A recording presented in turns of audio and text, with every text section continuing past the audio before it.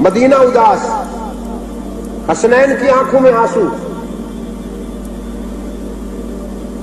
اور سیدہ فاطمہ کا دکھ۔ فرماتی ہے صبت علیہ مصائب لو انہا صبت علی الایام سرنا لیالیا۔